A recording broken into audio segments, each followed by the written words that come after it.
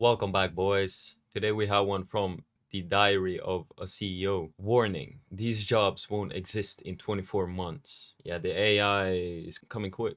What jobs are going to be made redundant in a world where I am sat here as a CEO Yeah, with 1,000 AI agents? right. I was thinking of all the names of the people in my company Yeah, who are currently doing those jobs. I was thinking about my CFO when you talked about processing business data, yeah, my graphic designers, my video editors, etc.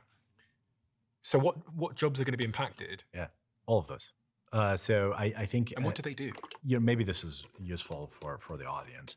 I think if your job is as routine as it comes, your job is gone in the next couple of years.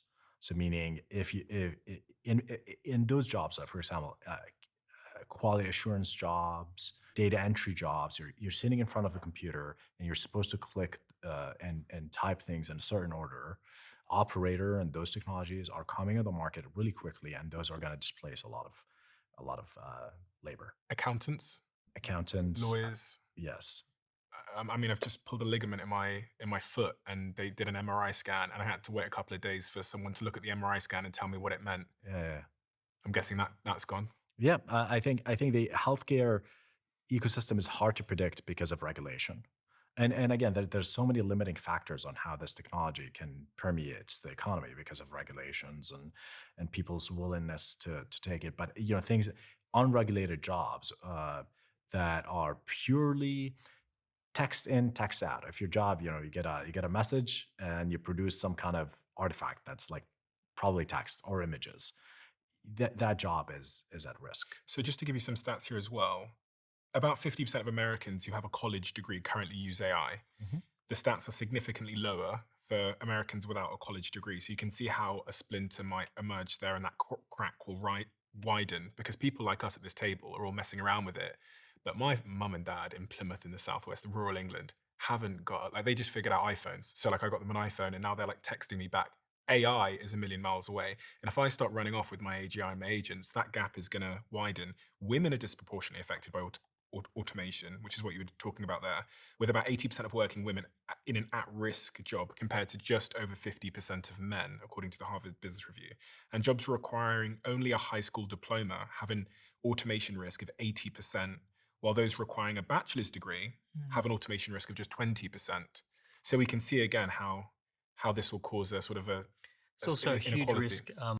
Yeah, I mean, if you want like I don't know, like a stable job, like I'm a carpenter. If you want like a job that's not going to be taken away by AI, you need to go into the trades, right? Carpenter, plumber, electrician. There's many different ones. With business process outsourcing, which is essentially Western countries sending jobs to India, to the Philippines. Like at the moment, millions of people have been lifted out of poverty through the ability to do those kind of business process outsourcing jobs. And those are all going to go. But they're going to have 1,000 employees. But also, these people are actually already transitioning to training AIs. Mm-hmm. So there's going to be a massive industry around training Yeah, AIs. until they're trained. Well, no, you have to continuously acquire new skills, and this is what I'm talking about. I Yeah. mean, this is again, if AI is a function of its data, then you need increasingly more data. And by the way, we ran out of internet data. I was actually thinking, interestingly, that this might not be great for the United States or the UK, the Western world, because it is going to be a leveler. Yeah. Where now a kid in India doesn't need a Silicon Valley office and $7 million in investment to throw up a software company, basically. My belief is that, so I have a more broad definition of AGI and the singularity. And for me, AGI is, do we have artificial general intelligence in terms of, generally speaking, can AI just do stuff that humans used to be able to do? And we've already crossed that point. We have this. AI can help a lot of things. It's basically anything you want. If you don't know, like for example, for me, like it can be like a business partner, straight up. It knows exactly what is the best thing to do, and it can give you detailed steps on what to do to get better at anything. General intelligence that we can now all access. And 800 million people a week are now using ChatGPT. It's exploded in the last 3 months. And then to me, a singularity, when the first tractor went out onto a farm, for me, that was a singularity moment. because everyone who worked in farming, it used to take 100 people to plow a field, and now a tractor comes along and 2 guys with the tractor can now plow the field in just as much time, and now 98 people out of 100 are completely out of a job. We also always underestimate a technology if it does go on to change history. When you look back through cars, horses, planes, the Wright brothers just thought of a plane as being something that the army could use. They had no idea of the application. So someone said to me recently, they said, when it does change the world, we underestimate the impact that it will change the world. And I see people now with their estimations of AI and AI agents already incredibly optimistic. And so if history holds here, we are undershooting the impact it's going to have. And I think this is the first time in my life where the Industrial Revolution analogies seem to fall a little bit short, Yeah. because we've never seen intelligent. That's like I could think of this as I'm not an intelligent person on this, but I could see that as like the disruption of muscles, whereas this is the disruption of intelligence. Intelligence. That's exactly the thing, is that what makes human beings special is our cognitive capacity, and very specifically our ability to plug our minds into each other so that the sum is or the whole is greater than the sum of the parts. That's what makes human cognition special. And what we are doing is we are creating something that can technologically surpass it without any of the preconditions that make that a safe process. So yes, we've revolutionized the world how many different times? It's innumerable, but we've made farming vastly more efficient. That's different than taking our core competency as a species and surpassing ourselves with the product of our labor. I think your question is a good one. Then what does become? We only have one thing left. We have our muscles, which we got rid of in the Industrial Revolution. And then we have our intellect, which is this digital revolution. Now we're left with emotions and agency. So we essentially, the agency idea, I think we used to judge people on IQ, and now IQ is the big leveler. And now going forward for the next 10 years, we're going to look at, are you a high agency person or a low agency person? Do you have the ability to get things done and coordinate agents? Do you have the ability to start businesses or give orders to digital armies? And essentially these high agency people are going to thrive in this new world because they have this other thing that's been bubbling under the surface, which is really interesting. When you said agency is going to remain as an important thing, we're sat here talking about AI agents. And the crazy thing in a world of AI agents that have super intelligence is I can just tell my agent, listen, I'm going on holiday.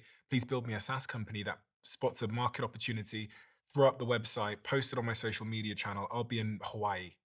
And this new agentic world is stealing that too, because now it can take action. In the same way that I can browse the internet, I can call Domino's Pizza, speak to their agentic agent, organize my pizza to be there before I even wake up. And in fact, predictability, OpenAI now learns, and Sam Altman said that they've expanded the memory feature. So it knows it's knowing more and more and more and more about me. It'll almost be able to predict what I want when I want it. It'll know Steve's calendar, he's arriving at the studio, make sure his cadence is on the side, make sure his iPad has the brief on it, do the brief, do the research for me, and everything else. So it'll remember Brett's birthday, so when I arrive, there'll be something. In fact, it's removing my need for any agency. Yes, and again, I don't know how to make this point so that it occurs to people what I'm really suggesting, but maybe it's not conscious. But, well, let me put it to you this way. If you're conscious, you started out as a child that wasn't. And although this may not fully encapsulate it, you are effectively an LLM, right? You go from an unconscious infant to a highly conscious adult.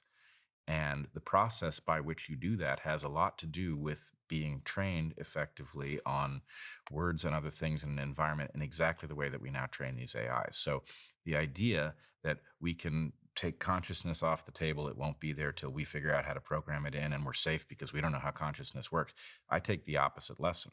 We've created the exact thing that will produce that phenomenon, and then we can have philosophers debate whether it's real consciousness or it just behaves exactly as if it were, and the answer is those aren't different. Doesn't matter. And the same thing is true for agency, especially if you've created an environment in which these AIs are de facto competitors. What you're effectively doing is creating an evolutionary environment in which they will evolve to fill whatever niches are there, and we didn't spell out the niches. So I have the sense we have we have created something that truly is going to function like a new kind of life, and it's especially troubling because it speaks our language. So that leads us to believe it's more like us than it is, and it's actually potentially quite different. So, But by the way, he's the optimist here. Right? Like he's so optimistic about LLMs and how they're gonna evolve. Yes, it's amazing. It's amazing technology. Like I think it raised global IQ, right? Like 800 million people. Like 800 million people are that much more intelligent and emotionally intelligent as well. Like I know people who previously were very coarse and they kind of rob people the wrong way. They would say things in not so polite way, and then suddenly they started putting what they're saying through ChatGPT in order to kind of make it kinder and nicer, and they're more liked now. And so not only is it making us more intelligent, but also it allows us to be the best version of ourselves. And the scenario that you're talking about, I don't know what's wrong with that. Like I would want less agency in certain places. Like I would want something to help me not open up a peanut butter jar at night. Right. There are places in my life where I need more control, and I would rather cede it to some kind of entity that could help me make better choices.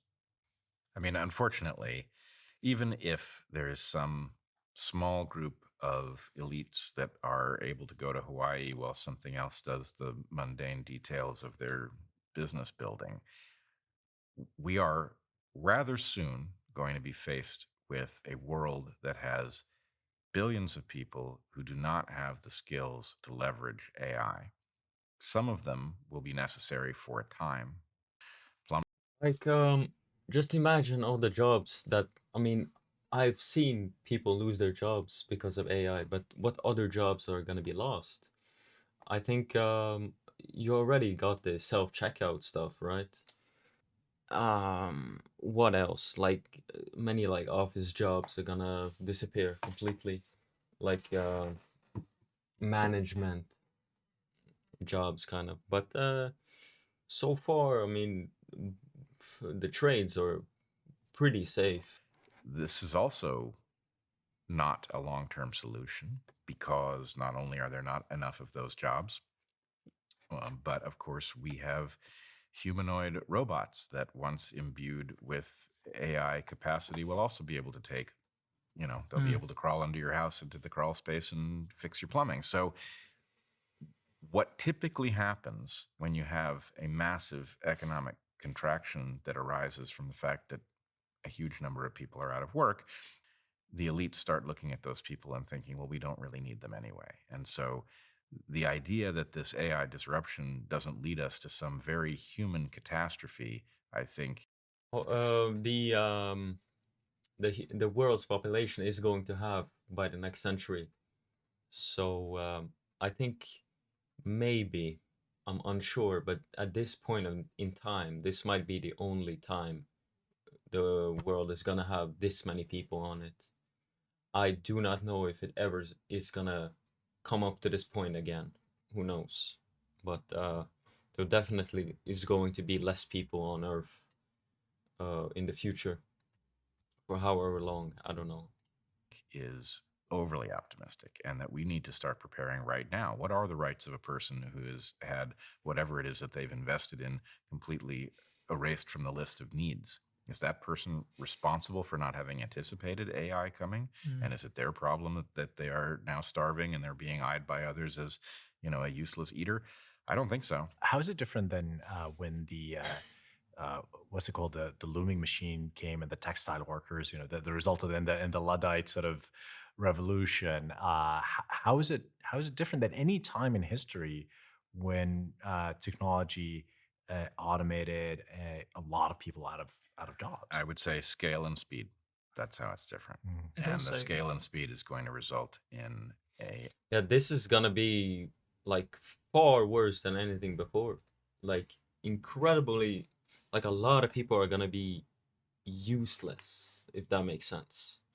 an unprecedented catastrophe, because the rate at which people are going to be simultaneously sidelined, not just in one industry, but across every industry, is just simply And it also new. did actually happen. There was an for the first 50 years of industrialization, from like late 1700s to early 1800s, the Charles Dickens novels are essentially people coming from the farms who were displaced, arriving in cities, kids living on the streets.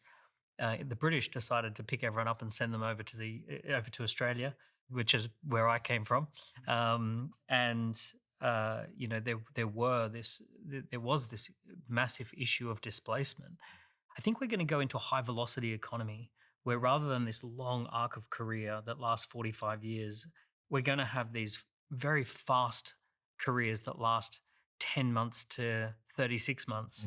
And you invent something, you take it to market, you put together a team of 5 to 10 people who work together. We already are we're already in a gig economy, and this doesn't exactly help the fertility stuff. Like people need stability, if that makes sense. Oh man. You then get disrupted. Can I mention a story here? There's an entrepreneur that uses Replit in a similar way. His name is Billy Howell. You can find him on YouTube, on the internet. He would go to Upwork and he would find what people are asking for, different requests for certain apps, technologies. Then he would take what they're asking for, put it into Replit, make it an application, call them, tell them, I already have your application. Would you pay $10,000 for it? And so that's sort of an arbitrage opportunity that's there right now. That's not arbitrage, that's theft. What is it? How is it theft? You have somebody who has an idea that can be brought to market, and somebody else is cryptically detecting it and then selling back their own idea to them. Well, they're paying them to do that. They're saying, I will give you $500 if someone makes this for me. Right, but this is what I more or less think is going to happen across the whole economy, is that, yes, from this perspective, we can see that everybody is suddenly empowered to build a great business. Well, what do we think about the folks who are going to be displaced from the top? What are they going to think about all these people building all of these highly competitive businesses? And are they going to find a way to do, what venture capital has done or what record producers have done? What they're going to do is they're going to take their superior position at the top, and they are going to take most of the wealth that is produced by all of these people who have these ideas that in a proper market would actually create businesses for them, and they're going to parasitize them. I think that with this introduction of AI and AI agents, old value has moved. And now it's not going to be the case that the idea itself is the moat. And it's not going to be the case that resources are the moat. So in such a scenario, you still have to figure out distribution. You still have to have, for example, like an audience. So if you're a podcaster now, you have a million. Yeah, I see the internet is getting really saturated with like AI stuff, and everything is like AI and like auto like generated, right?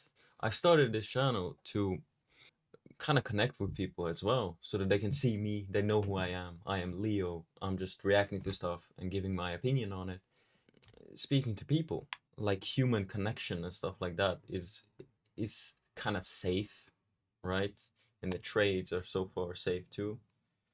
Like, who do you wanna if you need help, like if you need a friend, like are you gonna speak to a machine? Like you can come speak to me, right? Million followers on Twitter, you're in a prime position because you now have something that the great guy with a great idea with no audience has. You have inbuilt distribution. So I now think actually much of the game might be moving to like, yeah, still about taste and idea, but also the moat is distribution. Yeah, and speaking of adaptive systems, one of the adaptation that will happen is people will seek humans and will seek proof of humanity. Oh, I agree that authenticity is going to become the coin of the realm, and anything that can be I got that on control. I got that.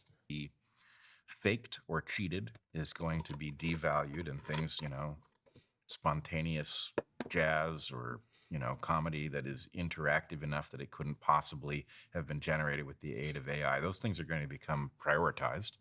spontaneous oratory rather That's than great. speeches. That I agree. answers way, some of your questions. that No, exists. it answers my question for the tiny number of people who are in a position to do those things. Stephen, you used the word moat, which I think is a really important word for entrepreneurs. We have to have a moat. We think a lot about moats, and it's an industrial age. A lot of people don't even know what you mean by moat. It's just And the thing I that's often think about yeah. this idea of what are the moats that are left. So to define how I define a moat, you've got a castle, and it's got a small circle of water around it. And once upon a time, that circle of water defended the castle from attack, and you could pull up the drawbridge so nobody could attack you very easily. It's a defense from something. So it's your shield, it's your defense. And once upon a time, as an entrepreneur, I've got a software company in San Francisco called Third Web, and we raised almost $30 million. We have a team of 50 great developers, and much of our moat was, you can't compete with us because you don't have the 50 developers and the $30 million in the bank. How much of that 30 million went to coding? The vast majority of it. I mean, what else are we going to do? What else? This is a good thing. I think moats are a bad thing. Okay, let me make the argument there. So everyone is looking for moats. For example, like one of the more significant moats is network effects. Yeah. So you can't compete with Facebook or Twitter because to move people from Facebook or Twitter, it's the collective action problem. You need to move them all at once, because if one of them moves, then the network is not valuable. They'll go back. So you have this chicken and egg problem. Let's say that we have a more decentralized way of doing social networks. That will remove the power. I think, like humanity, or I guess, like kind of my position is relatively safe, because there might be an AI that looks like me and speaks like me and presents things much better than me. People want that connection, that like genuine connection. Like, do you really want to watch like a soulless bot give you information, or do you want like a real person has the same feelings as you, struggle, pain, love, everything you can imagine? I can go through the same as you. Power of Twitter to kind of censor. And I think you're at the other end of censorship, right? And so part of my optimism about humanity is that generally there's self-correction. Democracy is a self-correcting system.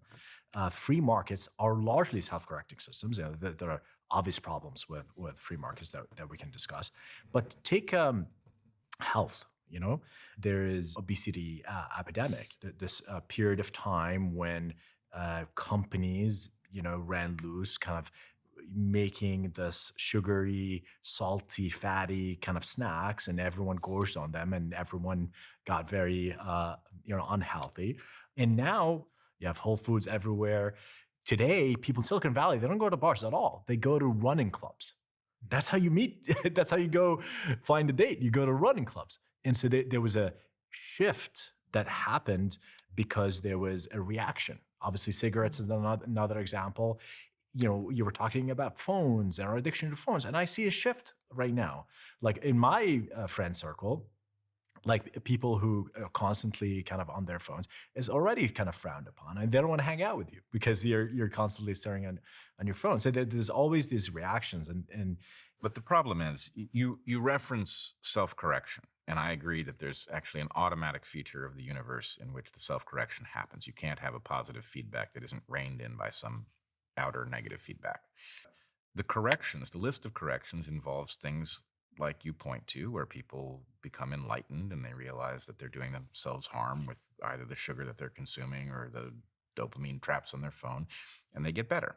But also on the list of corrective patterns are genocide and war and parasitism. And the problem is these things are destructive of wealth. And so you allude to superior fact of an open market without moats. presumably the benefit of that is that more wealth gets created because people aren't kept from doing things that are productive. I see that. But then what is the product of all of this new wealth that is going to be generated by a world empowered by AI? Does it end up so highly concentrated that you have a tiny number of ultra elites and a huge number of people who are utterly dependent on them? What becomes of those people? The learning process, the self-correction process goes through harm in order to get to that more enlightened solution.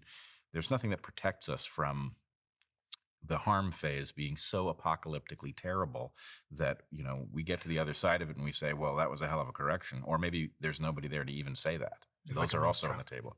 It reminds me of a mousetrap where you see the cheese and we're going, oh my God, my grandmother's going to be able to do some research. And oh my God, my life's going to get easier. So you head closer and closer to the cheese. And then And snap. historically, if we look at all of the last 10,000 years, it's a very small number of elites who own absolutely everything, and a very large number of serfs and peasants who have a subsistence living. If the elites are too greedy and they freeze out the peasants at too high a level and they try to use brutality in order, Pitchforks. eventually it comes back to haunt them. And so what you get is a recognition that you need a system that does balance these things. And, the West has the best system that we've ever seen. It's one in which we agree on a level playing field. We never achieve it, but we agree that it's a desirable thing. And the closer we get to it, the more wealth we create. But again, if AI empowers those with ill intent at a higher rate than it empowers those who are wealth creating and pro-social, we may be in for a massive regression in how fair the market that the West So is that your top is. concern versus economic displacement? And I think they're the same thing, how are they the same thing? because the economic displacement is going to start. I don't know how many million. Listen, I like AI, but I don't like the future it's gonna create. It's pretty uncertain, but there's some things you can kind of like guess is gonna happen, because profits are the most important thing for these corporations, and people are not. So I really wonder what is gonna happen. People What do you guys think? are going to be displaced from their jobs in the US. Suddenly, we're going to have a question about whether or not we have obligations to them. You agree with that, don't you? Yes, but again, it's the no pain, no gain. I mean, we're going to go through a period of disruption, and I think at the other end, the old, sort of oppressive systems will be broken, and we're going to create perhaps a fair world, but it's going to have its own problems. And what's the scale of that disruption in your estimation? It's hard to say because there's this concept of limiting factors, like This guy has like, it kind of reminds me of the video we watched about like progress. It's like keep pushing, keep pushing, keep progressing, keep progressing. It's like, look at what people need, right? They need community, they need need family. there is regulation, there's the appetite of people to take. For example, the healthcare system is very resistant to innovation because of regulation, and that's a bad thing. On the regulation point, it's worth saying that when Trump came into power, he signed in a new law, which is called Removing Barriers to American Leadership in AI, which revokes previous AI policies that were deemed to be restrictive. And obviously, when you think about where the funding is going in AI, it's going to two places. It's going to America, and it's basically going to China. That's the vast majority of investment. So with those two in competition, any regulation that restricts AI in any way is actually self-sabotage. And this is, I live in Europe some of the time. And it's already annoying to me that when Sam Altman and OpenAI released the O3 model, this new incredible model, it's not in Europe because Europe has a regulation which prevents it from coming to Europe. So we're now at a competitive disadvantage, which Sam Altman's spoken about. And more broadly on this point of disruption, I was quite unnerved when I heard that Sam Altman's other startup was called WorldCoin. And WorldCoin was conceived with the goal of facilitating universal basic income, i.e. helping to create a system where people who don't have money are given money by the government just for being alive to help them cover their basic food and housing needs, which suggests to me that the guy that has built the biggest AI company in the world can see something that a lot of us can't see, which is there's Poison going to and the be cure. yeah, there's going to need to be a system to just hand out money to people because they're not going to be able to survive I otherwise. disagree. It's- I fundamentally disagree with that. Which part do you disagree with? I disagree that, first of all, that humans would be happy with UBI. I think that, a core value of humans, and be curious about the evolutionary reasons, is we want to be useful. It's really important to know that a lot of the jobs that are at risk are the most high status, highly paid jobs in the world. Let's take the highest paid job in America, which is an anesthesiologist. This is the highest paid job, and Highest paid salaried job. salaried job, yeah. And the majority of that job is observing a patient, knowing which type of medication would work best with their body, giving them the exact right amount, monitoring the impact of that on the body, and then making slight adjustments. The right technology, and any nurse will be able to do that job. And you might have one anesthesiologist on site supervising 10, 20, 30, 40 wards, and the technology is, doing the job, but that one person is there just to kind of supervise if something went wrong. I don't know. What we've been watching is extremely like idealistic. Like it has like that twist. It doesn't have like that reality I was looking for. But things are gonna be bad. I'm sorry, but Or if there was an ethical dilemma. What's wrong with that? I mean, if the precision is better with AI, Oh no, there's nothing wrong with that except for the fact that a lot of people, hundreds of thousands of people, have spent their entire life training to be that. They get an enormous amount of purpose and satisfaction. yeah, it's like this is gonna cause a lot of like misery because like imagine you really really want to do something and you took like a long ass education for it because that is your dream, and like AI just fucking crushes it. About the fact that that's their career, that's their job. They have mortgages, they have houses. But these people, they don't give a fuck. It's money first. How do I make more money by the end of the year? They have status, and that's about to go away. Well, if it's highest paid jobs, maybe you should start saving. Yeah, well, Well, I mean, but I hear you. But you're talking about people who have done vital work, Mhm. highly specialized work, and are therefore not in a great position to pivot based on the invention of a technology that they didn't see coming because, frankly, I mean, in the abstract, maybe we all saw AI coming somewhere down the road, but we did not know that it was going to suddenly dawn. And we do have to figure out what to do with those people. It's not Of their course. fault that they've suddenly become obsolete, and it's inconceivable that people will accept this. Yeah. It is not. It is fundamentally incompatible with our nature. We have to have things to strive for, and you can sustain life that way, but you cannot sustain a meaningful existence, and so it's a short-term plan at best. If you love the Diary of a CEO brand and you watch this channel, That's just one more angle to add to what we've been watching. AI. I love how they are talking about how entrepreneurs will still be able to make money when literally no one will have jobs to pay for these services. That's kind of what I was thinking when I was watching it. Well, the hubris of the guy in the red suit is so thick. I don't know what hubris is. I think I figure out how to overcome this. If you don't have a job, AI can take it. Okay, bro. If AI can replace the red jacket man, I'll be happy with that.